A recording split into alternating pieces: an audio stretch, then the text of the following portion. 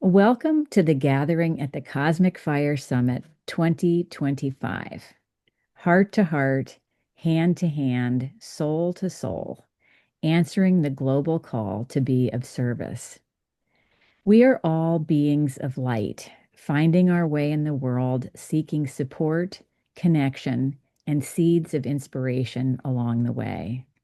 Over our 5 days together, honored healers, teachers, and thought leaders from the world of shamanism and earth-based traditions will uplift, inspire, and guide us to step more fully into our own true purpose and our own unique path in answering the call to sacred service.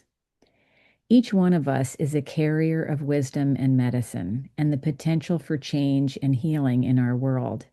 Together in unity and service, we can illuminate the way forward for our human family today and for all of our relations in the generations to come. This gathering is brought to you by Shaman's Directory, a dynamic and growing nonprofit global platform dedicated to bringing shamanic earth-based services to the world's doorstep. Together, we are powerful medicine. I'm Trisha Bennett, one of your hosts at the Cosmic Fire, and I'm delighted to welcome Asha Frost. Nice to be here. Thanks for having me. It's great to have you and to meet you finally. So, before we begin, for those of you who do not know Asha yet, I'd like to take a moment to let you know a little bit about her. Asha Frost is an Indigenous healer, best-selling author, speaker, and guide. Drawing on her ancestral knowledge and innate gifts, Asha has become a prominent figure in the field of Indigenous healing, garnering recognition on both local and international platforms. She has created transformative experiences for thousands with her heart, profound wisdom, and unwavering dedication to her heritage. As an author, Asha has eloquently captured the essence of Indigenous wisdom in her written words. Her book, You Are the Medicine, and two decks, The Sacred Medicine Oracle and Animal Elders, are powerful testaments to the healing potential that lies within us all. She loves sharing her medicine in powerful ways through ceremonies, workshops, and speaking events. With her insightful storytelling and compassionate voice, Asha has succeeded in bridging the gap between traditional Indigenous wisdom and the modern world, offering guidance and inspiration to a diverse audience seeking personal empowerment. Her work serves as a guiding light, reminding us all of the power of the medicine that lies within. Asha lives on her ancestral territories with her husband and two boys, the ones who remind her that she is made of stardust. That is such a beautiful bio. Oh, thank you. So, thank you and welcome again. And the topic for our conversation today is You Are the Medicine. Yeah, it's the one I love talking about. That's great. So, one of the things that I always love to ask people, because everybody has such a unique and different story, is what led you to this path? I was diagnosed with lupus when I was 17. And at the time, I was really disconnected from my lineage and my heritage because of all of the history that's happened to Indigenous people across Turtle Island. My grandparents were in residential school. And so a lot of the language and the culture and the teachings were fractured. So that wasn't really passed down in the way that we might think our elders would pass things down through storytelling. They were, the missionaries came. There was a lot of Catholicism in my lineage. So there was a lot of medical system religiosity that was around me. And that's how I grew up. So when I got sick, I tried some Western medicine. It made me really sick. And my ancestors had been speaking to me that whole time. I was really sensitive and I was really intuitive, and they would come to visit me at night as a child. So they were always there, but I didn't really know who they were or how to connect to them. When I went on this journey of wellness, I discovered that they were just trying to call me back to the land and to the earth and trying to connect me back to the plants and all of creation. So it really was my journey with lupus that started to reconnect me, and I could start to reclaim my ways of being and knowing. and connect to how that was going to be more in alignment with my healing. So that's really that kind of opened me up. It was the catalyst to this journey. What are the medicines that you feel that you carry? I think that one of them, it sounds maybe simple, but it is presence. I think I had a private practice for 15 years as a homeopath and a healer. And people would say to me, why do I feel so nervous or I start to sweat or why am I always crying in here? I never cry in any other space. And I'd go through all of these tissues in my private practice. And I realized that the medicine I held was that of presence, was that of a sacred space, was that of a holder or just somebody who was there who could say, I see you. And I didn't realize that for a very long time. And I thought I guess I kind of looked outside of myself to think that it must be something more magnificent than that. But I realized that was the healing. So I was this healing catalyst, just being myself and also going through my own journey and really doing a lot of inner work because I could understand people's struggles and challenges because I'd been through that myself. So I think lived experience also deepens our medicine. So I think those are really, really important parts. And also my incredible sensitivity because I can feel into folks, what they go through, what they're feeling in their body. That's always been one of those things that I've had to really learn to love because it was really hard as a child to be extra sensitive. But those have what was really helped me to be a healer in this world. Mm-hmm. Yeah. That gift of being present is so important because not very many people are really capable of that these days. That's true. Sort of a rare gift. Yeah. Yeah. So you have succeeded in bridging the gap between traditional indigenous wisdom and the modern world. And you really have helped, I would say, hundreds of thousands of people to have a better sense of themselves and global community. Hmm. Why is this important to you? Well, I was gifted the name Healing Rainbow Woman, Nandoi Naguyuke, and that was from my grandfather on our traditional territory. It took me a while to figure out how to walk that in the world or what that even meant. And I Mhm. realized a rainbow was a bridge, so that I was a bridge between non-Indigenous folks and Indigenous people, trying to bring us together in a way where we can come back into our hearts and see one another, learn the history of the lands we live on, and also, I have this creator's guidance within me. Like it's like a divine message, or I felt it from the beginning to share the wisdom with all people. It was a really important spark. And it was been very challenging to do this. I came across a lot of resistance and a lot of Indigenous people who didn't like that I did this. That Mhm. was really painful. So I felt like I've walked through the fire of that. It'll still hurt if I get some sort of feedback or pushback online, but I had to walk through that fire of trusting that this is how my ancestors were guiding me because I see our teachings as a way in to reconnection to who we are, to our roots, to the ancestral wisdom that lives in our bones. And I think that's why so many folks reach out to our teachings because they feel intact still, intact with that connection to the earth and the land. So I understood that. But I also had to recognize how we're going to do this in a good way. So being that bridge and bridging those two worlds together has been a challenge, but also a gift. And I think that I tend to walk in both worlds. That tends to be part of my medicine as well. So it's been really important for part of my path. And I think also a lot of the people in my communities are non-Indigenous and they've become allies and speakers and holding Indigenous voices up and sharing them. And that has just made me so happy. You speak that so eloquently, I have Oh. to say, um, because it is a challenge for so many Indigenous people to bring their wisdom to the rest of the world. And I love the stories behind traditional names. Mm. And I love how people spend their entire lives integrating their names. How can I live this? And you have quite a name. Yeah. Yeah, it's Yeah. really amazing. And that you have embraced it in the way that you have, knowing in your heart somehow that you're meant to share with all people, that your Mm-hmm. wisdom is meant to be shared with the entire rainbow community.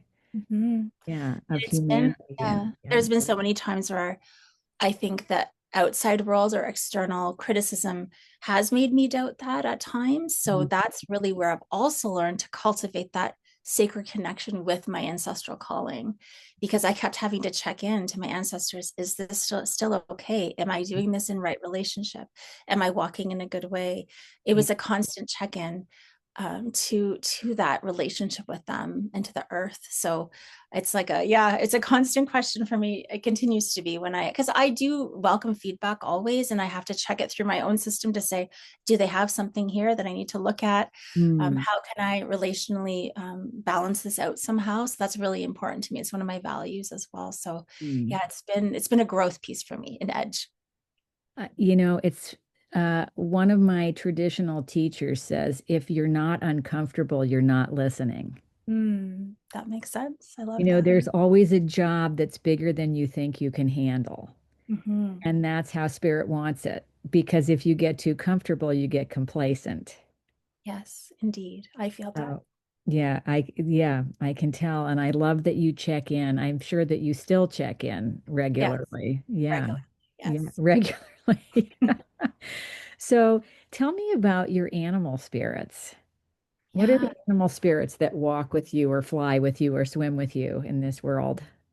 Yeah, I love working with animal spirits. They begin to really show up in my private practice. I would sit with my clients trying to prescribe them a homeopathic remedy, and I would see all these animals behind them, around them. And I thought, oh, this is interesting. Why are they showing up for these people? And why are they coming for them? And I realized they're a part of the medicine that they wanted to offer to them or to remind them of who they are. So for me, I walk with the ones that in our medicine wheel, Bear, who I have behind me. So I have Bear, Makla, who helps me to set boundaries with myself, to set boundaries with the world, and to walk with rest as medicine, because we've all been conditioned in this colonial world that our values only based on our productivity. So Bear just always softly, gently reminds me that rest is needed. Plus, with my chronic illness, I need to rest a lot. And then I have Eagle, who's the visionary, who says, like, be that visionary for the next 7 generations. How are you going to envision this? What is your work breaking? What cycles is it breaking to make room and space and ease and grace for those next 7 generations? And then I walk with Thunderbird. I have another spirit name, she who walks a path of the Thunderbirds. That's newer, and I'm still trying to figure that out and connect to that a little bit more. But Thunderbird speaks to the trailblazer. So the one that doesn't necessarily have the mentor before them that says, here you go, this is the way, check, check, check, you're doing it right. So that really is that spark within that I have to trust as I move forward. And then Deer. And Deer just reminds me of compassion, to be compassionate with myself, as I can have a pretty intense inner critic, I think, as we all can relate to that. So I have to really be soft with myself and gentle, and that helps me to heal. Mm. How have you yourself and how have you helped others to reclaim their ancestral wisdom? So the one way that I really love, because I believe that we hold it in our bones and our sacred waters and our blood, there's so much memory there. So I love journeying. I've done this with thousands of people now, and most people are able to really connect to something, an ancestor, a feeling, a sensation, something within them that awakens. And there's a remembering there. So I believe in that sometimes you just need a guide or a sacred space to go within and see who comes forward or what comes forward. So in the healing work that I used to do in my private practice, we would do a lot of journeying, connecting to those beings that are around you. And the most potent thing, I mean, I could see, I'm a seer, so I could see things for people, but I think the most profound awakening was always when they saw it themselves, or when it was like an aha, or like I felt that, right?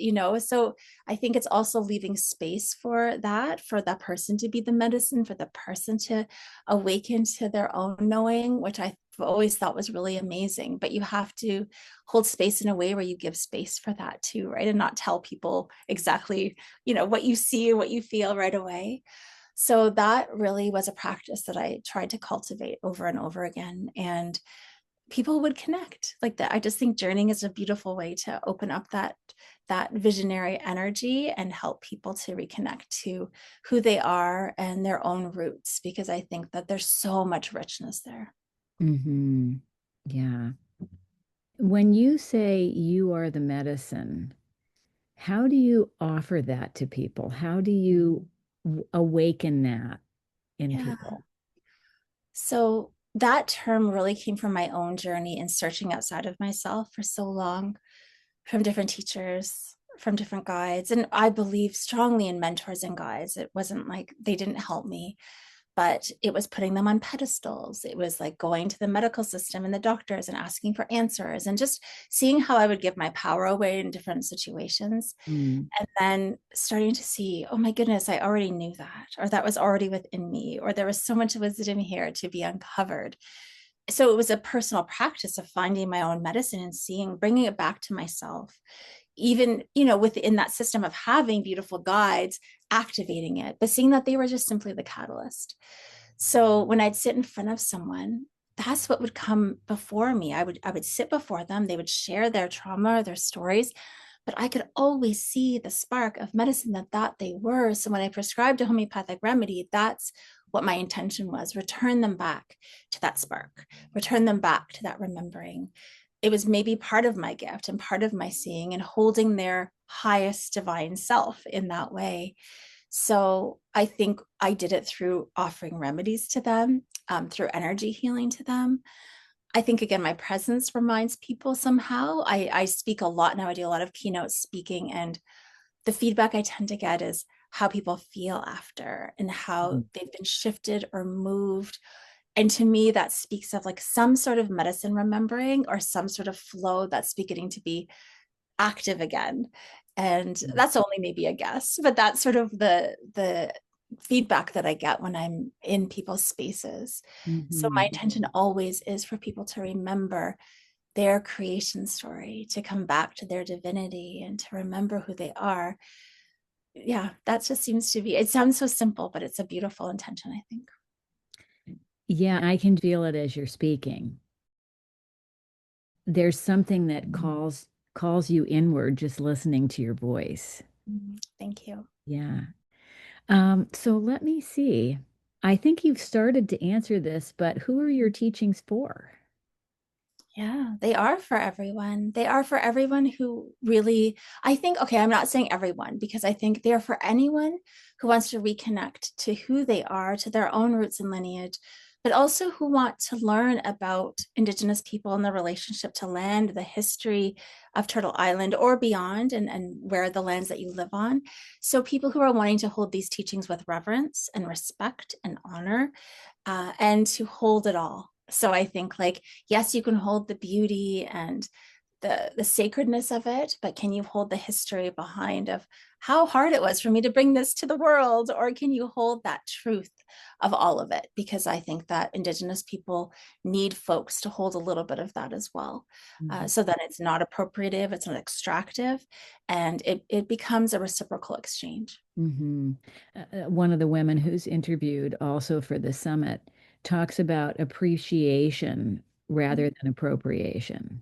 Mhm.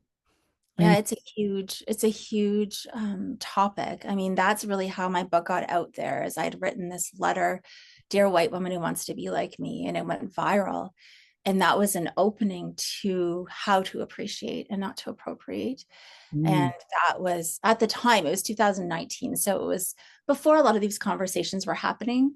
And it was shocking to the world. And people were shocked. And it did go viral. It got shared 20,000, over 20,000 times in a couple of days. And I was not really ready for it to be shared that much. At the time, I wasn't really that visible on social media. But it started a bit of a revolution or something. I don't know. It was wow. really Is it challenging. available anywhere? Is it In still? my book, in my book. Oh, it's in your book. Great. Okay. Yeah. I can already imagine, but how does your work continue to inspire your own path of service? Recently, I've been the speaking, like being on stages has been so dreamy, and it sounds kind of, I don't know, I've always dreamed of doing this, and now I'm doing this. So I am so inspired to be invited to stand on stages, to be in front of all of these people. It feels like it lights me up so, so deeply. Not that other parts of my life haven't, or my business haven't, but this is really my thing. So I feel like I'm at the right place in my life where I should be. And that is a really beautiful feeling. I Mm. think that over my career, when I was doing healing work, I loved it too. And I got burnt out. There was just different parts of giving, as any healer I think would connect to. Mhm. It's a Yeah. lot. It's a lot to hold.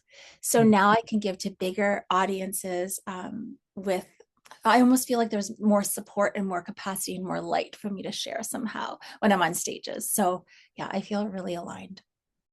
I think you standing on stages is just perfect because you're reaching the number of people you're supposed to be reaching. Oh, well, thank you for saying that. I Mhm. feel I would love for you to draw a card for us, that. for Yeah. the audience to think of an intention or some way that they would like to crack open their world. Yes, I love And that. yeah. So my book is called You Are the Medicine, and then I also have this deck, the Sacred Medicine Oracle. But today I'm going to be pulling from the Animal Elders Oracle. So I've always wanted an animal spirit deck. I've always wanted this deck. This is the one that came as my third creation, but it's something that's dreamed into being for a very long time. And I wanted to make them elders because of our reverence for elders in Indigenous communities and how that's been lost and how that's been fractured. And I thought, how can I bring elder medicine back into the mainstream energy and remind us all that our elders are so precious and so sacred. So, yeah, just think about something maybe that you might have a question about, a question on your heart, or maybe you're inquiring about. Take a moment to think on that. And I'm going to pull three elders today Hmm. just to see how we can weave them together here.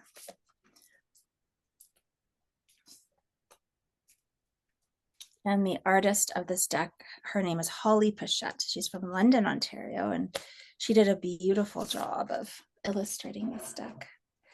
Okay, so for whatever your question is, we have Elder Hawk. And we talked about presence a lot at the beginning of this interview. This one is be present.